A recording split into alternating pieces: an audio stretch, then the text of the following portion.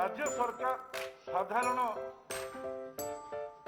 सौजन्यता रखुना ये गणतांत्रिक विधि व्यवस्था विधानसभा भारतीय जनता पार्टी एक कथार एडजर्नमेंट मोशन आनीला विद्युत दर वृद्धि से राज्य सरकार घोषणा करते ये निश्चित रूपे स्वीकार करते दर वृद्धि होती विषय को आम OERC को निश्चित रूपे रिव्यू पिटिशन दबू ये अहेतुक नीरवता कहीं अवलंबन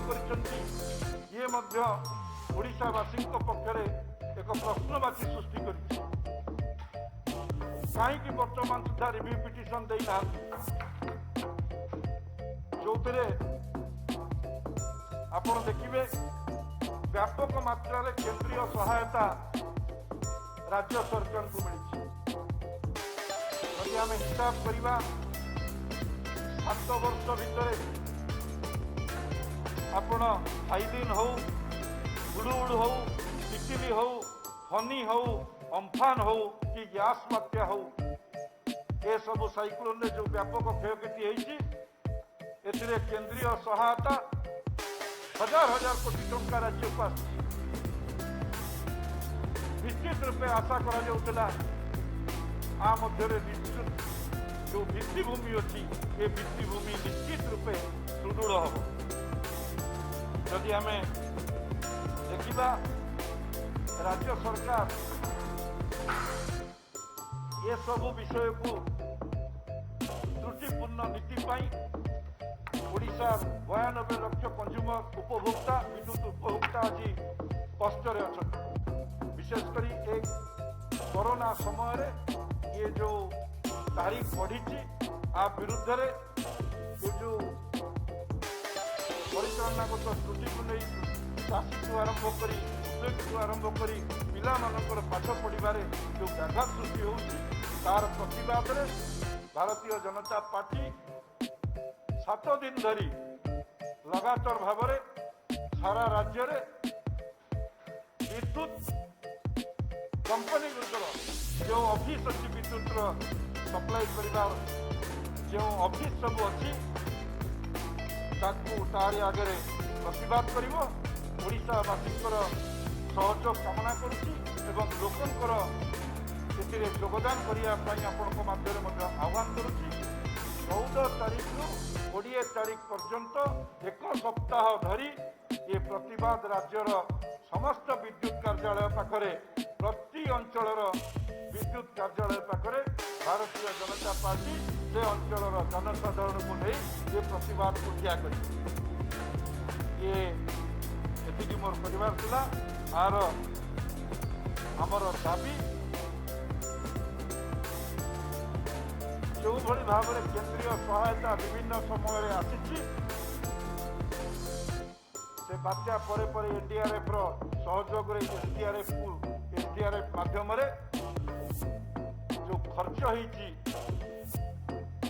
किए कौ कंट्राक्टर नहीं कौ अंचल किए कार्य भित्तिभूमि विकास से कथार राज्य सरकार एक श्वेतपत्र जारी करूँ एवं विधानसभा जो भली भाव में एडजर्नमेंट मोशन उत्तर रखिते जो OERC सरकार रिव्यू पिटिशन देकी वर्धित टिकस को वर्धित तारीफ मूल्य को शुल्क को आपको कमेवाई आम दाबी रही संपूर्ण रूपे से वर्धित शुल्क को बातिल करंतु आम दाबी रही मुझे अनुरोध करी ए विषय जो तथ्य प्रमाण सह जो भली भाव में विद्युत उपभोक्ता मानू प्रतारणा तार से विषय आपण मान सामने रखा गोलक महापात्र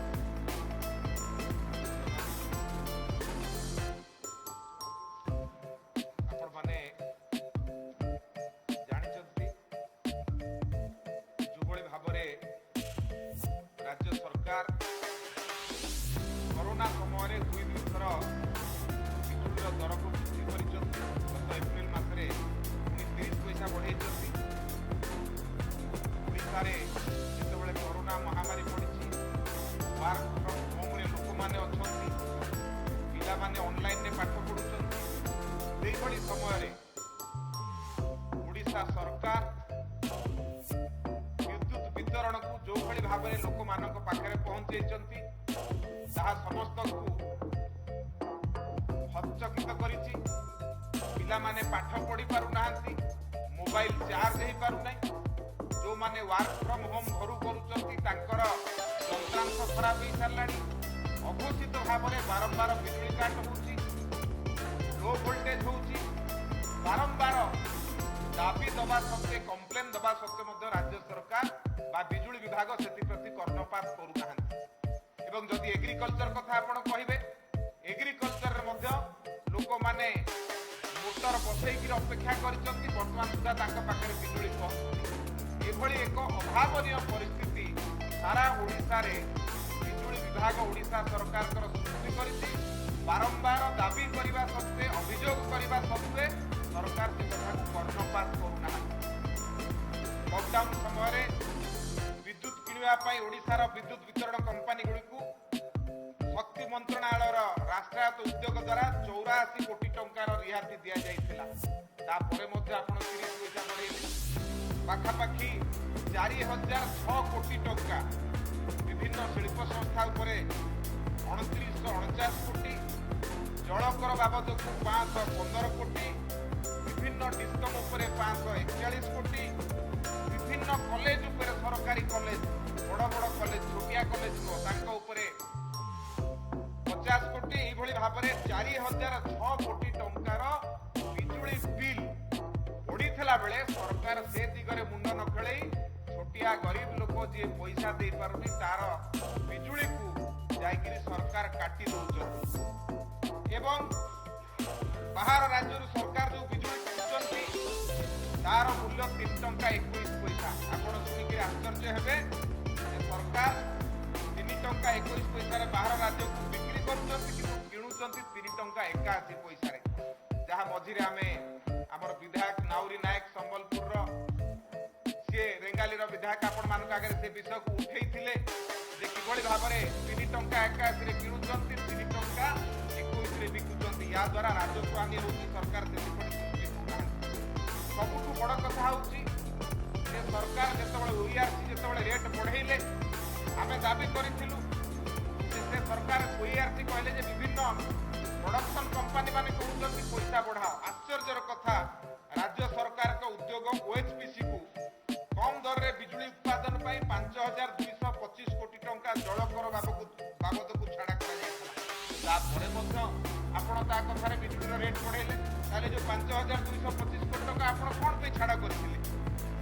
ଓଡ଼ିଶାର ଘରୋଇ ବିଦ୍ୟୁତ ତାରିଫ ୟୁନିଟ୍ ପିଛା ପ୍ରଥମ ୟୁନିଟ୍କୁ 50 ୟୁନିଟ୍ ପର୍ଯ୍ୟନ୍ତ 2 ଟଙ୍କା 50 ପଇସା ରହିଥିବା ବେଳେ ଆନ୍ଧ୍ର, ସିକିମ, ତେଲେଙ୍ଗାନା, ଗୋଆ, ଛତିଶଗଡ଼ ଏଠୁ ବହୁତ କମ୍ ପଇସା ଅଛି। ଏବଂ ଅନେକ ରାଜ୍ୟ ଅଛି ଯେଉଁମାନେ, ଆମେ ତ ହଉଛୁ ବିଜୁଳି ଉତ୍ପାଦନକାରୀ ରାଜ୍ୟ, ଦିଲ୍ଲୀ ସମେତ ଅନେକ ରାଜ୍ୟ ଅଛି ଯେଉଁମାନେ ବିଜୁଳି ଉତ୍ପାଦନ କରୁନାହାନ୍ତି, ସେମାନେ 200 ୟୁନିଟ୍ ପର୍ଯ୍ୟନ୍ତ ମାଗଣାରେ ଦେଉଛନ୍ତି।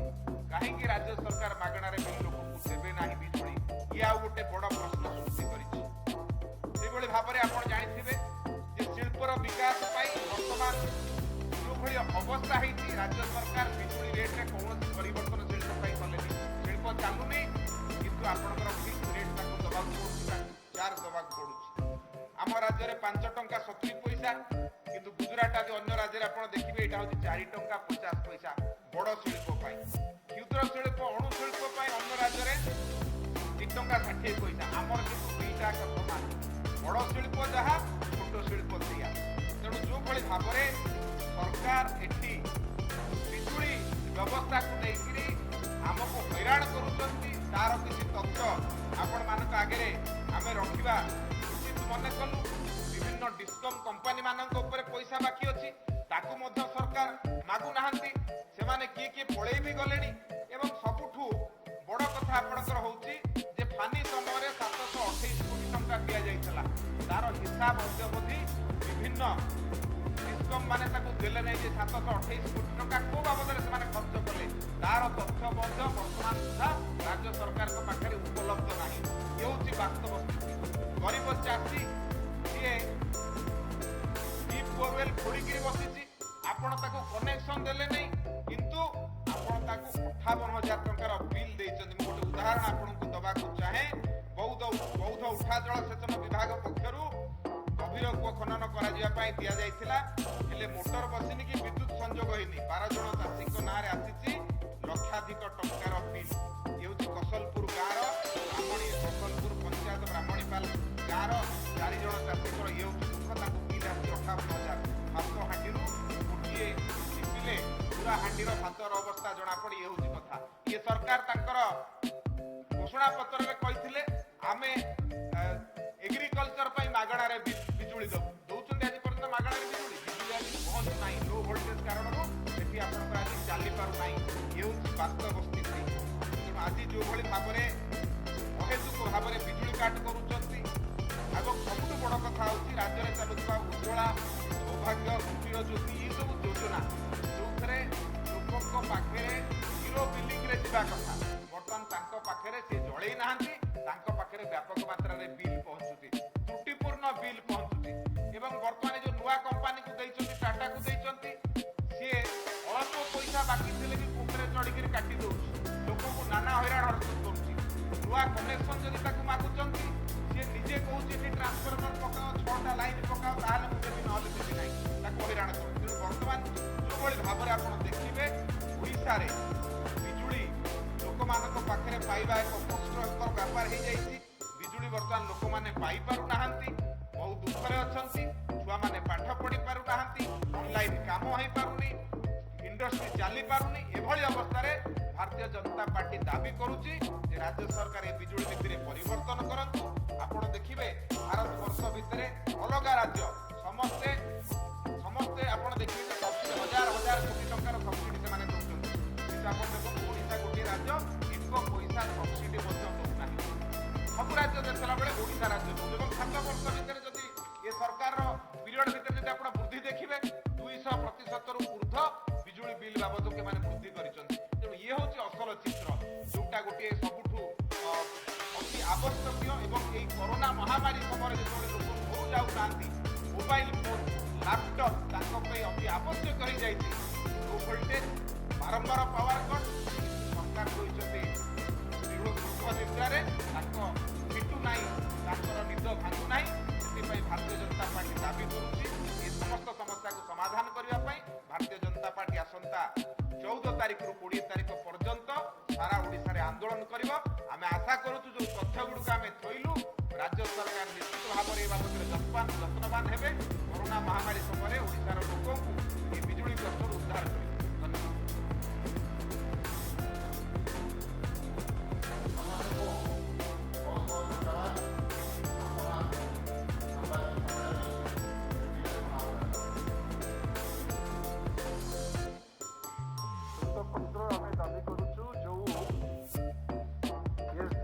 पैसा फनी टू आरंभ करी जो आमर राज्य जो बात्या है फाइलिन 2013 हुडहुड तितली फनी अम्फान और यास जो पैसा आसी भित्तिभूमि ओडिशा दक्षिण ओडिशा हो उपकूल ओडिशा हो ये सब जेते नहीं जावा कथा सेंट्रल ओडिशा हो समग्र ओडिशा रे भली घटित आमर कहवा कथा आ उपरे गोटे श्वेतपत्र सरकार प्रकाश करंतु ये पैसा केते केते खर्च करे। सेठिपे आमे कहूछु जे सेवा कम देले टिकस अधिक नेले। ये सरकार नीति है।